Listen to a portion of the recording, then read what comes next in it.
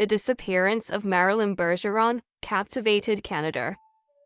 Born in Quebec in 1983, she was a bright and gifted child. With a love for the arts, music, and languages, her open and inquisitive nature meant she was fascinated by different cultures and ways of life. Her parents described friends that could be a bad influence, and she could sometimes find herself in trouble due to her recklessness. Her passion for the arts meant she graduated with a degree in media arts and technology, and she would eventually move to Montreal. In 2005, she was able to use her degree by working as a freelance editor for local stations and worked as a sales assistant in a music store. Her ultimate dream was to become a flight attendant, a job that would show her the world and everything it had to offer. However, this bright and happy young woman would soon become a frightened and paranoid one. In early 2008, she told her family she wanted to return to Quebec City, as she was too frightened and didn't feel safe being in Montreal. February 10th, 2010, Marilyn leaves her apartment in Hochelaga-Maisonneuve suddenly, and by the 16th of February, she's moved back home to Quebec City to be with her parents. It became clear to her family that something was deeply wrong. She appeared withdrawn and troubled. Her sister Natalie said that when questioned, Marilyn would refuse to talk and break down in tears. Marilyn denied it was financial woes, drug misuse, or relationship problems. Her mother persisted and asked if someone had assaulted her, where Marilyn went silent. She began to cry. Her mother begged her to seek the help of a psychologist and lift the emotional load that she had been carrying for so long. The day after settling back in with her family, on February 17th, 2010, she told her parents she wanted to go for a walk. She wore her black coat and suede boots, took her credit card, and left. At around 11 a.m., she was spotted on CCTV trying to withdraw $60 from an ATM in Loretteville, but her card was declined. The footage shows her repeatedly looking over her shoulder, as if on the lookout for something or someone. That afternoon, she went to a coffee shop, Café Depot, and paid using her card. The clerk said that she appeared agitated and eager to leave. When Marilyn didn't come home that night, her parents knew something was desperately wrong, and they reported her as a missing person to the police. Investigators traced her card to the ATM and coffee shop, and her parents scoured the city, handing out flyers in a desperate attempt to find their daughter. The story of her disappearance quickly became front-page news. Images of her circulated through different media circuits, and the investigation ramped up. When the police discovered the CCTV of the withdrawn and anxious Marilyn, they initially would not show her parents. They were concerned it would cause them too much unnecessary distress. When her parents eventually watched the footage back, they agreed that she looked helpless. Famed crime reporter Claude Poirier examined the case as part of his TV show Poirier Enquête. When standing at the same ATM, he theorized that she could have been looking at a parked car on the street, which would have been in her line of vision. Further credence is added to this argument when considering that it was a 16-mile trip from her parents' house to the coffee shop. While it was feasible that she walked, if she was fit and healthy, her family argue it was more reasonable that she was driven by someone, but to date, no one has come forward saying they gave her a lift. The trail quickly went cold, and all leads were dead ends. It would be 2 years before any kind of breakthrough. A man got in contact with Claude Poirier, saying that Marilyn was in Hawkesbury, Ontario, and that he'd seen her there consistently in the area for over a year. Other locals confirmed this after seeing a photograph of her. They agreed that she had been living there with a man. Marilyn's family became frustrated with the lack of progress surrounding her disappearance. The police had not considered foul play and were treating it as a disappearance and possible suicide. Her family continued making requests to have the Sûreté de Québec, the SQ, or the Montreal police examine her case. The SQ can investigate across the province and had a formidable reputation, and the Montreal police can investigate in the city from which she fled. The requests of the family to have either force take over her case were rejected, and the family expressed their frustration at a press conference in February 2017. The Quebec City Police responded to the criticism, saying they take the case seriously and have done all they can to keep the family informed with the investigation. The SQ said through a spokesperson, "In this case, wherever required, the Sûreté de Québec offered its full cooperation and support to the Quebec City Police Service." The reward to find their daughter was increased to $30,000 Canadian dollars. The lawyer, former Justice Minister for the province, Mark Belmar, expressed disappointment with investigators for refusing to hand over to either the SQ or the Montreal police. He also announced that a tip line had been set up in order to gather any possible leads on Marilyn's whereabouts. The family held another press conference in November that year, where they announced that 43 sightings had been reported to the tip line. Jonathan Gaultier, who had known Marilyn in college, had reconnected with her in 2007 while she was still in Montreal.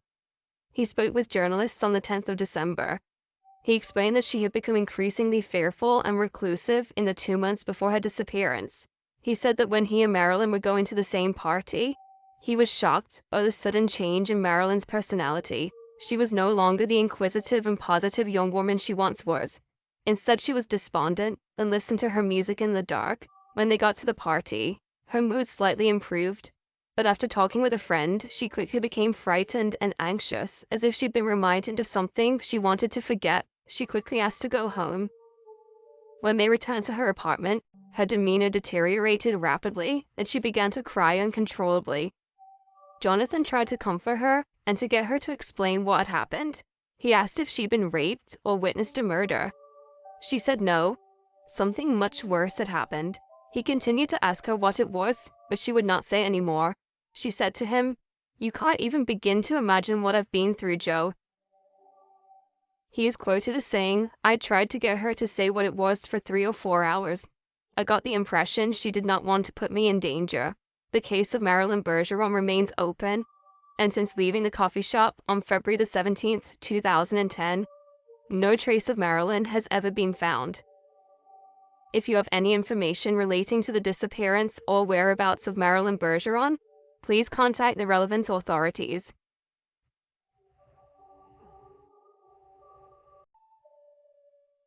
CCTV often plays a vital role in investigating crimes.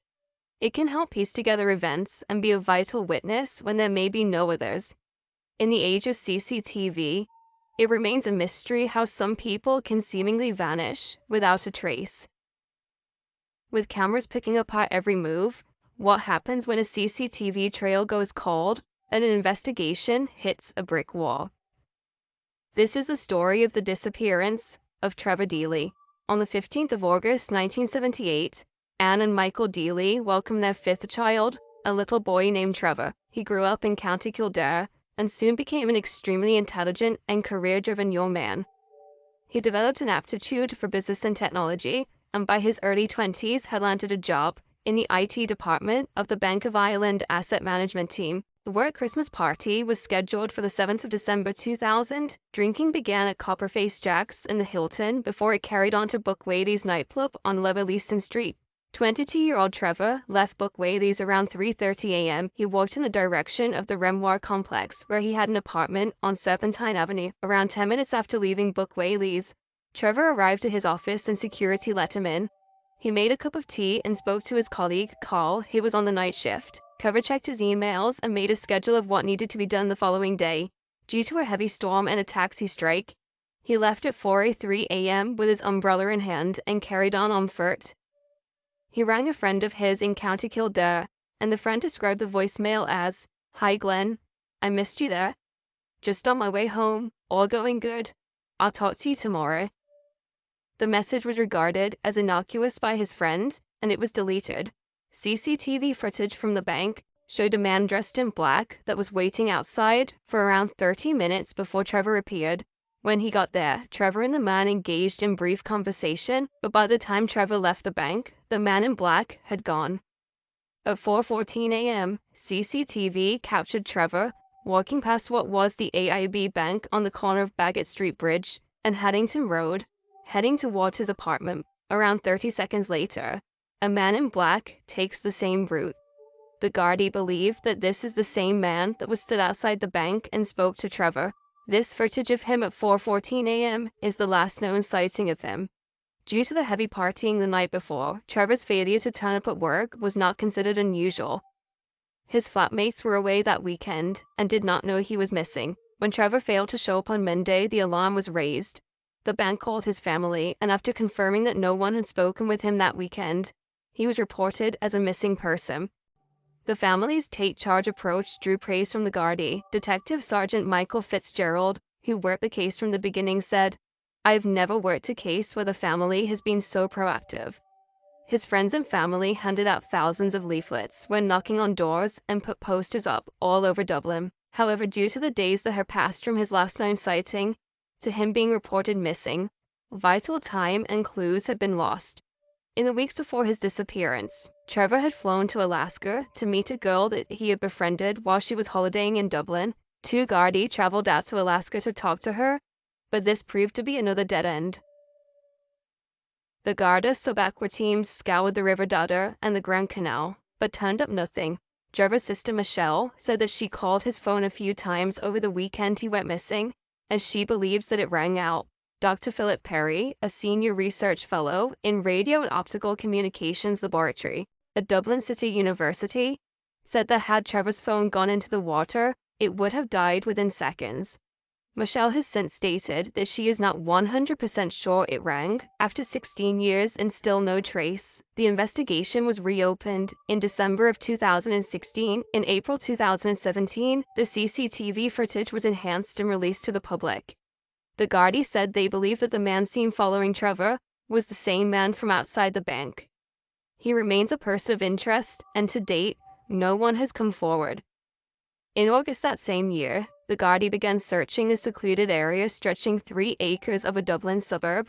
Around 5 miles from where Trevor had been seen on the CCTV footage, they had received a tip that Trevor had been murdered that night by a criminal from Crumlin, County Antrim.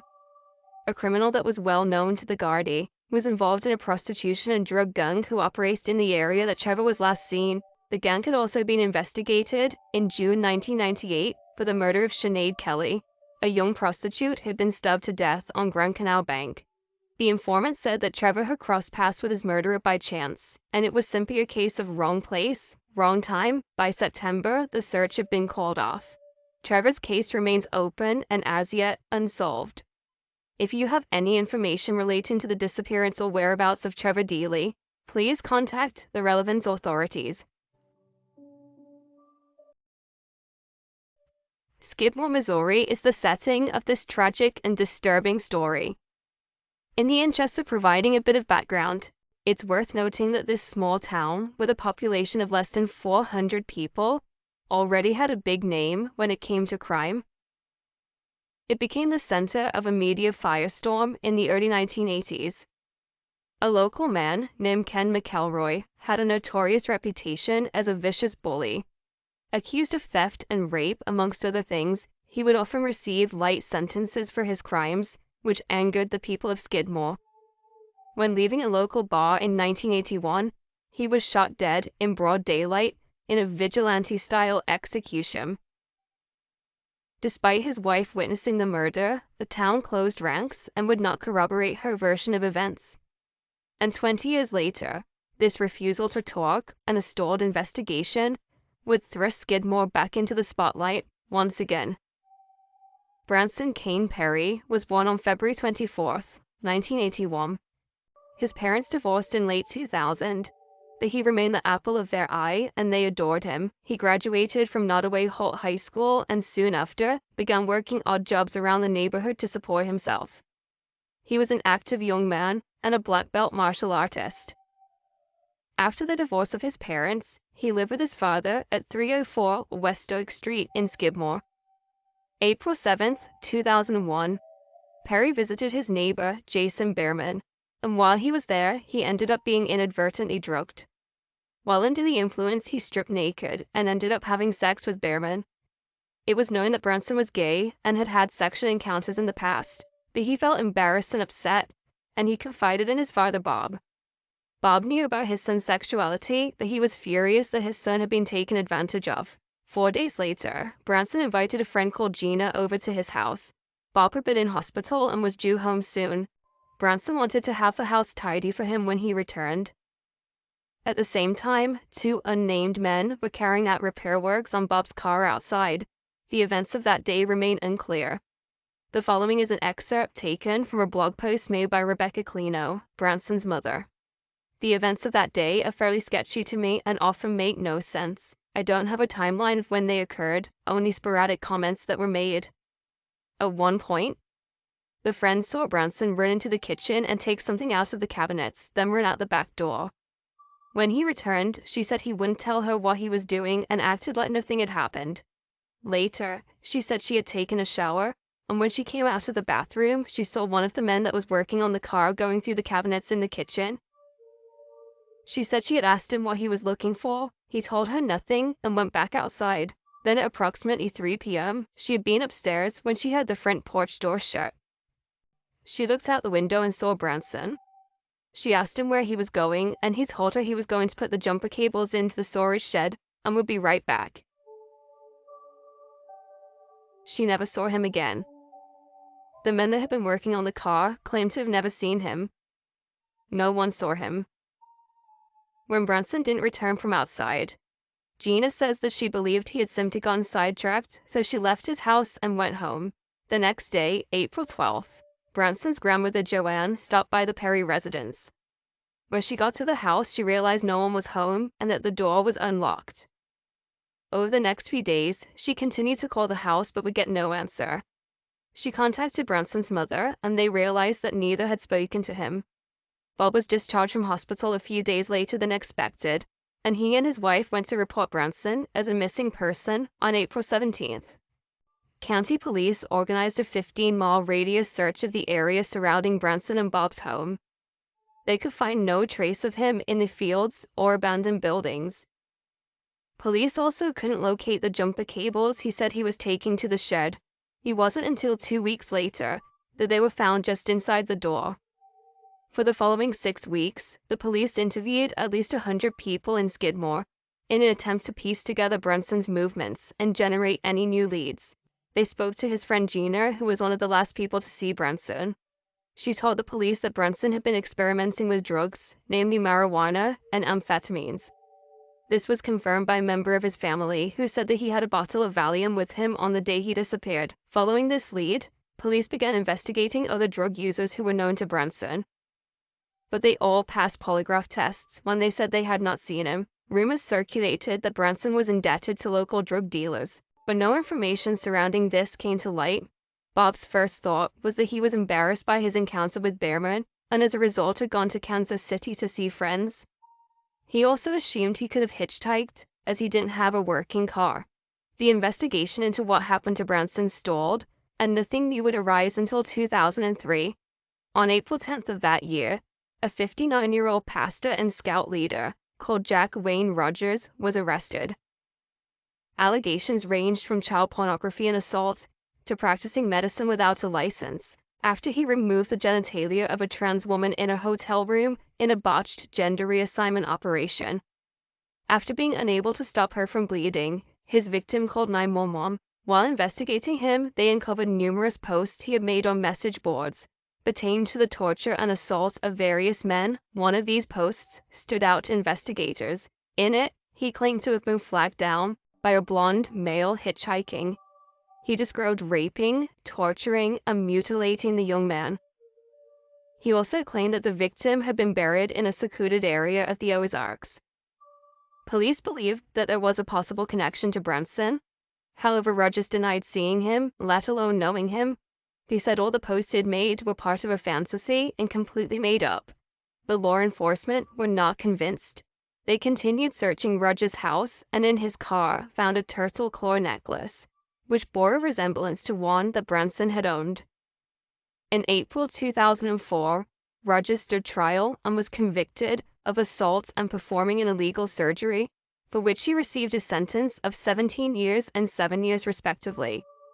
He also received a 30-year sentence for charges relating to child pornography, which would run concurrently. Whilst he was being sentenced, Branson's mother, Rebecca, begged and pleaded with him for information on her son's whereabouts. He maintained that he did not know Branson and was not involved in his disappearance. Afterwards, Rebecca said she no longer believed Rogers was involved. She said in a statement, "The police are not completely ruling him out, but now the investigation has turned towards Skidmore again. They have received new leads there. I suppose time has a way of unraveling secrets. I believe someone in that area knows what happened to Branson, In my heart, I don't believe this suspect is responsible. Despite the nightmare I lived through at his sentencing, I am thankful that someone with that much evil will never walk the streets again. Sadly, just 3 years after the disappearance of his son, Bob passed away in 2004. The police and Branson's surviving family refused to give up. 8 years after he vanished, the police received what they referred to as a credible tip that Branson's remains could be in Quitman, Missouri. However, this lead, like all others, would go nowhere. To add to the tragedy, after a long fight with cancer, Rebecca Clino, Branson's mother, passed away in 2011. The Q Center for Missing Persons founder Monica Clayson, who was a personal friend of Rebecca, vowed to carry on the search for Branson and not give up hope. Rebecca was buried alongside an empty plot for Branson, which listed his date of death as April 11th, 2001, the day he was last seen alive. Branson's case remains open, and the police and family still hope that one day the questions surrounding Branson's disappearance will be answered. If you have any information relating to the disappearance or whereabouts of Branson Perry, please contact the relevant authorities.